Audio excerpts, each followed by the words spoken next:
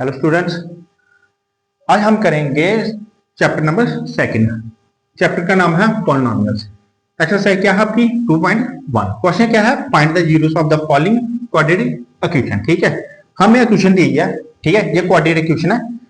अब हम क्या करेंगे, इसको हमें फैक्टराइजेशन मेथड से करना है। ठीक है, हमें क्या निकालने हैं, जीरो से निकालने हैं। जीरो से निकालने के लिए हमें क्या चाहिए, अल्फा और बीटा। ठीक है, अब इसको फैक्टराइजेशन मेथड से मैं बताता हूँ कि कैसे इसको निकाल के आप अल्फा बीटा निकाल सकते हैं और जीरो कैसे निकालते हैं। ठीक है, सोल्यूशन लिखिए।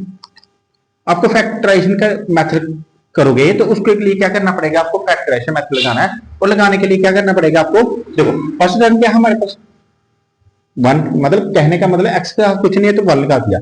और लास्ट टर्म क्या है, 8 है। इन दोनों को मल्टीप्लाई करें, क्या आया, 8 आया। जो सेंटर में टर्म है इसको हम क्या करेंगे, दो हिस्सों में इसको डिवाइड करेंगे, जहां माइनस प्लस करेंगे और उसको जो भी उनका प्लस या माइनस करके यही टर्म आनी चाहिए, मगर उसकी मल्टीप्लाई है जो वो क्या आनी चाहिए, ये आनी चाहिए। ठीक है, एक्स स्क्वायर माइनस, देखो अब 2 है तो इसका मतलब क्या करें हमें, 4x प्लस 2x माइनस 8। कहने का मतलब माइनस प्लस क्या होगा, माइनस। 4 में से 2 गए, 2 आ गए, बड़ी रकम के साथ माइनस है तो माइनस भी आ गया। ठीक है, अब 4 को 2 से मल्टीप्लाई करेंगे तो 8 भी आ जाएगा। ये है इसका सही तरीका फैक्टराइजेशन का। ठीक है, अब हम क्या करेंगे, इसको दो हिस्सों में डिवाइड लिखेंगे। कहने का मतलब एक्स स्क्वायर माइनस 4x, इसको एक साइड लिख लो, एक को एक साइड लिख लिया। इसमें से जो चीज कॉमन है उसको बाहर लिख ली और जो रह गई उसको बीच में, इसमें से 2 कॉमन निकाल लिया। अब देखो ये दोनों टर्म में सेम है तो इसको एक लिख लिया, इन दोनों को एक कर दी।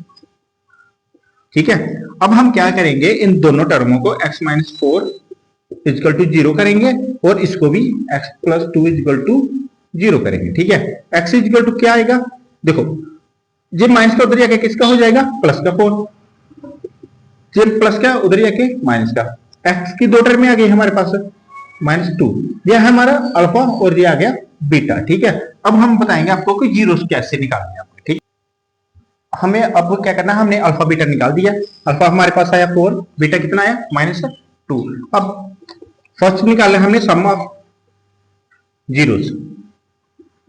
ठीक है, उसका फार्मूला था अल्फा प्लस बीटा। अल्फा हमारे पास क्या आया 4 और बीटा क्या है 2 है।